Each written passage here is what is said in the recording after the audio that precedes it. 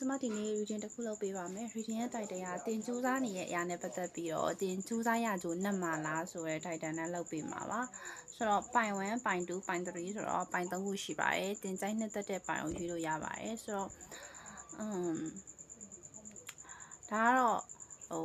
collective energy မှာကျွန်မဘာလို့တွေ့လဲဆိုတော့နည်းနည်းပြင်မပန်းခဲ့နဲ့စူးစမ်းနေရတယ်ဆိုတွေ့ရဲအဲ့ဒီကြားရနေပြီးတော့မှအဲ့ဒီစူးစမ်းရကြိုးနှက်တော့မယ်ဆိုတဲ့အခြေအနေကိုလည်းတွေ့ရဲ6 of Wands ဆိုတော့ဒီ reading က post-it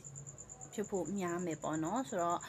တင်ခဲ့ပြင်မပန်းစူးစမ်းနေရရှိရဆိုရင်တော့ဒီပိုင်းသုံးခုတွေကတစ်ခုခုရွေးလို့ရပါတယ်ဆိုတော့ကျွန်မ energy လေးကြည့်လိုက်ပါမယ်ပေါ့နော်ဆိုတော့ဒါပိုင်1မှာဒါပိုင်2ပါဒါပိုင်3ပါဆိုတော့ကျွန်တော်ရဲ့ intuition ကိုတုံးပြီးတော့ဒီကက်လေးတွေတွေကနေပြီးတော့ရှုလို့လည်းရတယ်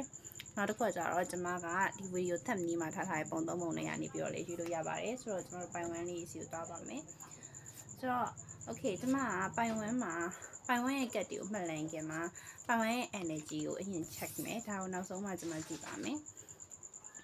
ဆိုတော့ okay ပိုင်1လေးကျွန်တော်ဘာကြီးစူးစမ်းနေလဲကျွန်တော်ဘာကြီးစူးစမ်းနေလဲကက်ကအရင်ကြတယ်ねကျွန်မရှူလိုက်ပြီနော်ဆိုတော့အထက်လိုက်ကြရ strength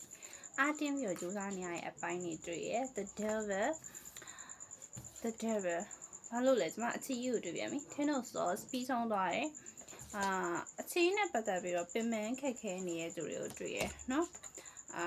ပင်မခက်ခဲဆိုတာနဲ့စူးစမ်းခဲ့ရတယ်နောက်ဆုံးဆင်မပြီးတော့အဆုံးတက်လိုက်ရတယ်ဒီအချီမှာကိုကပဲပြီးခဲ့ရတယ်များတယ်judgment energy နဲ့ဘယ်လိုပြောမလို့ငါ justice လိုချင်တယ်ဒီအချီနဲ့ပတ်သက်ပြီးတော့မျှတတာကိုလိုချင်တယ် justice ကိုလိုချင်တယ်ဆိုတဲ့လူတွေတွေ့ရ king of swords ကိုယ်တိုင်ကပြတ်သားခဲ့ရလေဖြစ်နိုင်တယ်တချို့ဆိုရင်တော့အဲ့လိုပေါ့နော်full moon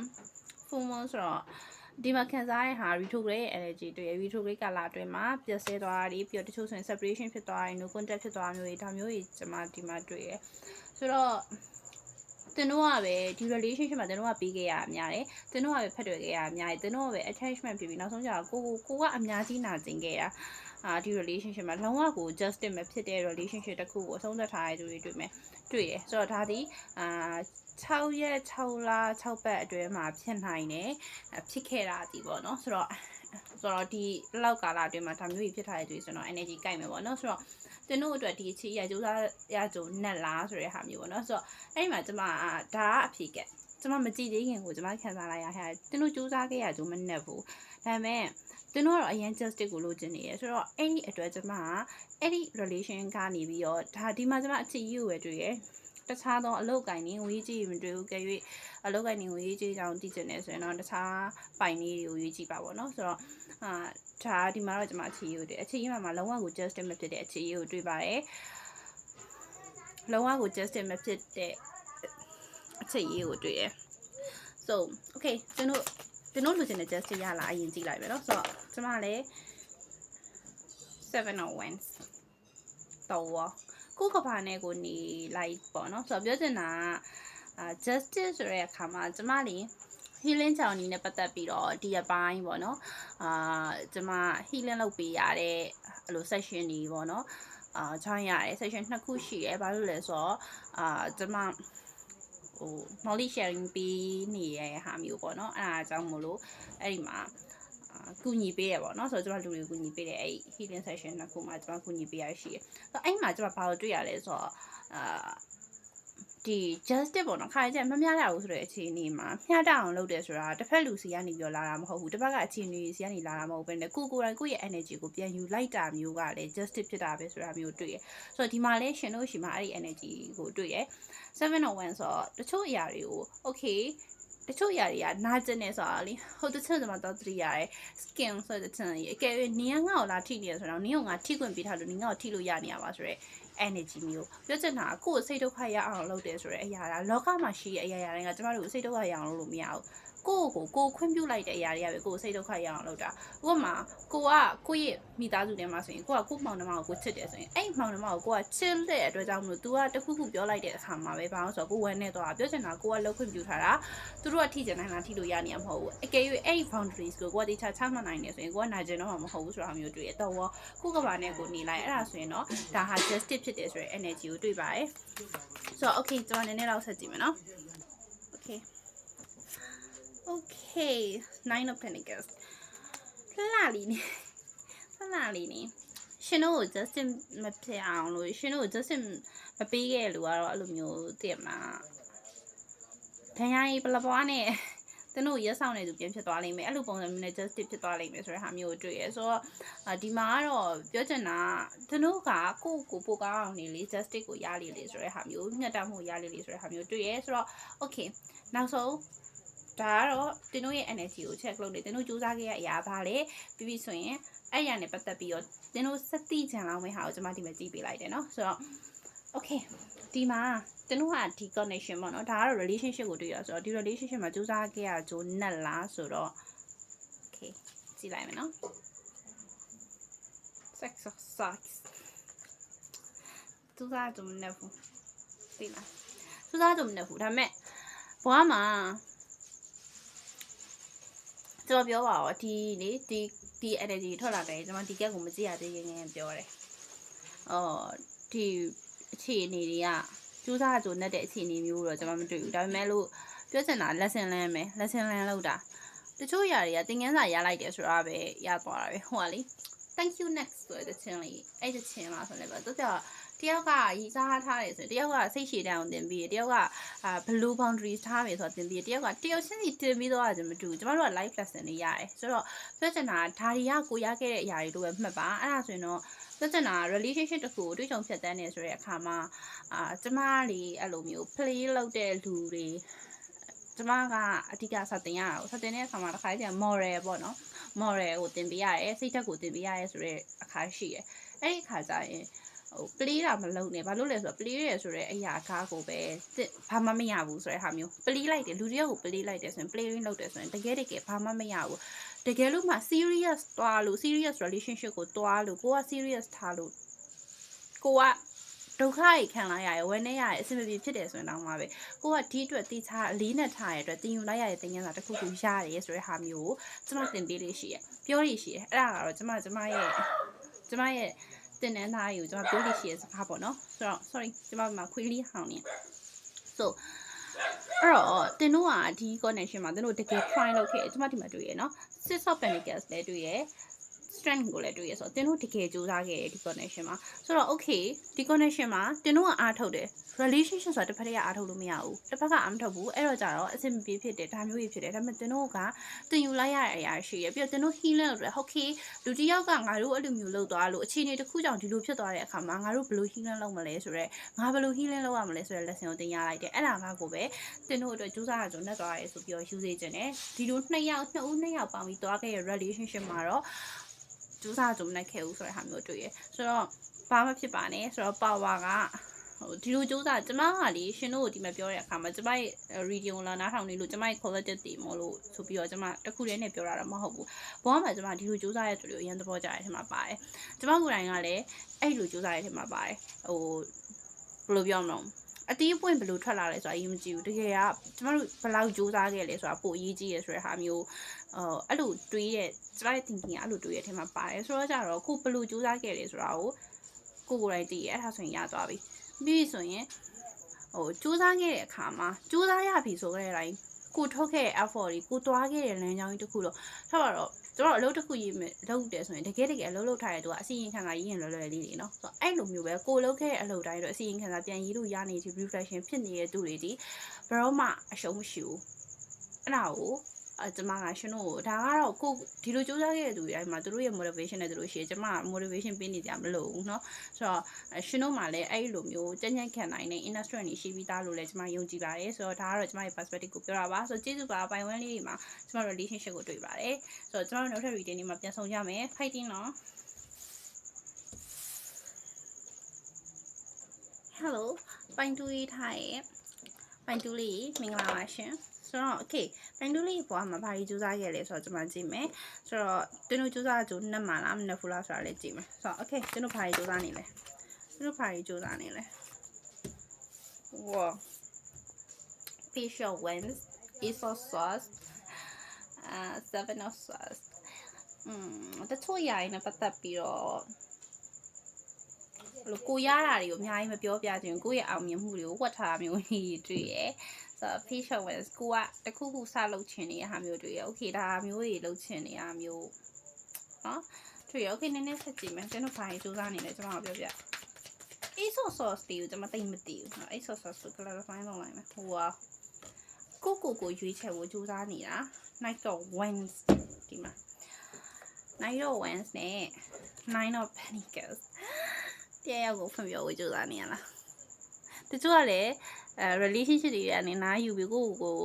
healing လုပ်ဖို့ကြိုးစားနေတဲ့သူတွေပါလိမ့်မယ်အဲ့ဒါနဲ့ဒီမှာဘာလို့ဆိုတရားရောက်ကိုဖွင့်ပြဝေကြိုးစားနေရတရားရောက်ကို crash နေရအဲ့လို energy မျိုးတွေတွေ့ရ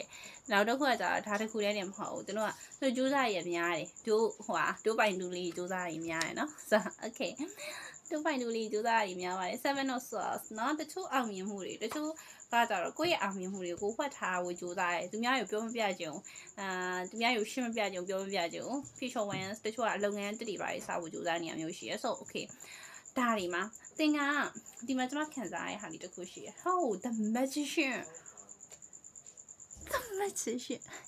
okay ပိုင်တူလေးကျွန်တော်ရှင်တို့ပြမယ်ရှင်တို့ကပါလေရှင်တို့ကငါအားလုံးကိုလုံနိုင်နေဆိုပြီးတွေးရထင်တယ်တော်လိုက်တာနော်ဆိုတော်လိုက်တာရှင်ကျွန်မအဲ့လိုချီကျူးပေးရအရင်ကြိုက်တယ်ဒီလားဒီလိုမျိုးrelationship မှာလဲ relationship နဲ့တော့ကြိုးစားတယ်အောင်မြင်မှုတွေကိုဆိုရင်လည်းပြောတဲ့လောက်ပဲပြောမယ်ကိုက show for လုပ်ချင်တာကိုမှရှိတယ်လေကိုမှရှိရထပ်ပါတော့ကိုမှရှိရဲ့အရာတွေကိုပြတ်ကျင်လဲရရင်မပြတ်ကျင်လဲရရင်မလားဆိုတော့ okay ဒါလည်းတင်တို့ရဲ့ decision ပဲဆိုတော့တင်တို့ကယုံကြည်နဲ့ကို okay ငါဖွက်ထားနေတာငါကိုယုံကြည်နဲ့ဖွက်ထားတာနော်ဟိုလိုမျိုးသိရမလားငါပြလိုက်ရင် show လို့ရှက်တဲ့နဲ့ဖွက်ထားတာမဟုတ်ဘူးတင်တို့ကယုံကြည်နဲ့ဖွက်ထားမျိုးတွေ့ရဲ့ patient wins energy နဲ့ကကိုစံနာရှိရဲ့ဟာလေးတွေဆိုရင်စတင်လို့ကိုစူးစမ်းနေရမျိုးလေးတွေ့ရဲ့ okay ဒီဟာမျိုးတွေတင်တို့စူးစမ်းမယ်ဆိုရင်စူးစမ်းကြနေနိုင်လားပေါ့နော်ဆိုတော့ကျမတို့ဒီမှာခန်းစားစူးစမ်းကြနေနိုင်နေဒါပေမဲ့တချို့အရာတွေနဲ့ပတ်သက်ပြီးဆိုရင်အဲ့လို feeling နဲ့ပတ်သက်ပြီးဆိုရင်အရန်ကိုပဲပေါ့နော်စိတ်လေးနည်းနည်းလွင့်နေရဆိုတဲ့ energy လေးတော့ရတယ်ဒါပေမဲ့မိုက်ပါတယ်ပေါ့နော်မိုက်တယ်ဒီလို control နိုင်နေဆိုတဲ့ power လေးဆို okay နည်းနည်းလောက်ဆက်ကြည့်မယ်ဘာလဲဆိုတော့တင်တို့ကဒီလိုမျိုးကြိုးစားရဲ့အခါမှာပေါ့နော်ကြိုးစားမှာလို့တွေ့ရင်ဆိုတော့ okay ဘယ်လို message မျိုးတည်တယ်နော် whole the magician တင်တို့လုံနိုင်နေဆက်လုံတယ်နော် okay ကြိုးစားကြလည်းနဲ့နိုင်တယ်လုံလဲလုံနိုင်တယ် king of swords ပြသားလို့ကိုလုံမယ်လို့စဉ်းစားပြီးပြီဆိုရင်တချို့ကလုံးမဲ့လို့သာစဉ်းစားမလုပ်ဖြစ်ဘူးအဲ့လိုမျိုးလုံးမလုံးနဲ့ကျွန်တော်လုံးနိုင်တာမလို့လုံးလိုက်ပါဆိုတဲ့ energy မျိုးတွေ့ပါတယ်နော်ဆိုတော့ okay စူးစမ်းကြနှစ်နိုင်လားဆိုတဲ့ဟာကဒီရဲ့ point ပေါ့နော်ဆိုတော့ okay ဒီမှာကြည့်မယ် point 2လေးစူးစမ်းကြနှစ်နိုင်လား yes စူးစမ်းကြနှစ်နိုင်နဲ့အသက်လို့ချင်တဲ့အလုပ်တွေမှာဒီ relationship ကအသက်ကိုဖွင့်ပြောချင်နေတာတစ်ချက်လားမချက်လားမသိဘူးဖွင့်ပြောလိုက်ရတယ်ပြတ်နိုင်တယ်အဆင်ပြေနိုင်တယ်ဒါလေးကတော့ဒါတက် energy ဖြစ်သွားပြီတင်လုံးချင်တဲ့အလုပ်တင်တို့လုံးချင်နေတဲ့အလုပ်ရှိရယ်စလုံးလိုက်လို့ရတယ် the full energy the full နဲ့စလိုက်လို့ရတယ်เนาะဆိုတော့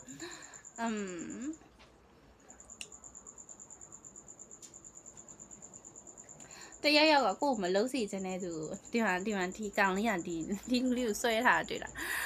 ကိုယ်မလုံးစီခြင်းတဲ့သူတွေကတားနေရင်ဆိုရင်တော့လုံးစီရရှိရဆက်လုပ်ပါဆိုရင် energy ရတယ်เนาะဆိုတော့ okay လုံးလို့ရတယ်တင်တို့ကစူးစမ်းကြနှစ်မှာလားဆိုရင်စူးစမ်းကြနှစ်ပါမယ်တင်တို့ကဒီလိုနေရာနယ်ပယ်တွေမှာစူးစမ်းနေတဲ့သူတွေကိုတွေ့ရမိုက်ပါတယ်เนาะဆိုတော့ကျေးဇူးပါအခုကျွန်တော်တို့နောက်ထပ် reading တွေမှာပြန်ဆောင်ကြပါမယ်ရှင်ပိုင်တူလေးတွေ hello ဒီကက်နက်ကက်ကိုရွေးထားရဲ့ပိုင်တူလေးရဲ့ကက်နက်ကက်ထွက်တာကျွန်မကြံတဲ့ပိုင်နှစ်ခုလုံးမှာတကက်စီပဲထွက်တယ်ဆိုတော့ okay တင်တို့ဘာကြီးစူးစမ်းနေလဲဆိုရင်ကြည့်မယ်ဒါကတော့အဖြေပါတင်တို့စူးစမ်းကြနှစ်မှာလားမနှစ်ဘူးလားဆိုတဲ့အဖြေပါဆိုတော့ okay တင်တို့ဘာကြီးစူးစမ်းနေလဲဆိုကြည့်မယ်နော်တခုခုတစ်စတင်မူစူးစမ်းနေတဲ့ the magician energy facial wins energy ဒါတွေကတော့ဘယ်မှာကြားတဲ့ energy လဲဆိုတာပိုင်တူးမှာကြားတဲ့ energy နော်တချို့ကပိုက်နှစ်ခုယူရဖြစ်နိုင်တယ်ဒါပေမဲ့တချို့ကအဲ့လိုပိုက်နှစ်ခုယူရမဟုတ်ဘူးဆိုရင်တော့မှာပဲ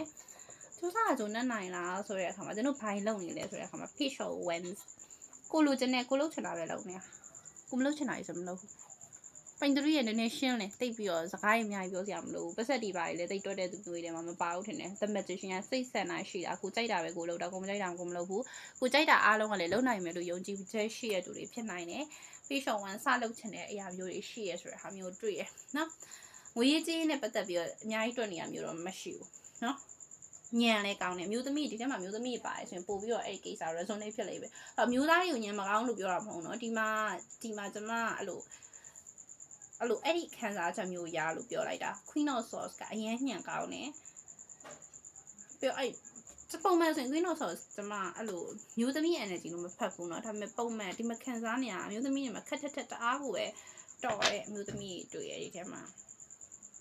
မျိုးသားတွေနဲ့မှဆိုရင်ဒါဒီတာဘောကညံကောင်းတယ် The Magician ကိုမြင်ခဲ့ရင်ဒါတော့ညံကောင်းတဲ့ energy ပဲပေါ့နော်ဆိုတော့ okay မျိုးသမီးဖြစ်မျိုးသားဖြစ်ကျုံးဝင်ပါတယ်ဒါပေမဲ့မျိုးသမီးတွေမှာဆိုရင်တော့တေချာရဲ့တင်ကပိုင်3ကိုရွေးလိုက်တယ်အမျိုးသမီးဖြစ်နေဆိုအရန်ကို sharp ဖြစ်တယ်အရန်ထက်လွန်းတဲ့အဲ့လိုလေးတော်ရုံတရုံကွယ်အဲ့လိုအရန် sharp ဖြစ်တဲ့မိန်းမကြီးဆိုရင်ဟာဘာကြီးမှလည်းမသိဘူးအဲ့လိုလူတွေကလို့ blame လုပ်လိုက်ရအောင်ကိုပဲအဲ့လို sharp ဖြစ်တာအဲ့လိုအရန်တော်ပြီးတော့လေသိရမလားအဲ့လိုတော်ရုံတရုံလူတွေကမကြိုက်ဘူးကွာဘာလို့လဲဆိုအရန်တော်လို့မကြိုက်တာအဲ့လိုလူမျိုးတွေတောင်တွေ့ရအဲ့လိုလောက်ထက်မြက်တဲ့မျိုးသမီးကိုဒီထဲမှာတွေ့ရနော်ဆိုတော့ okay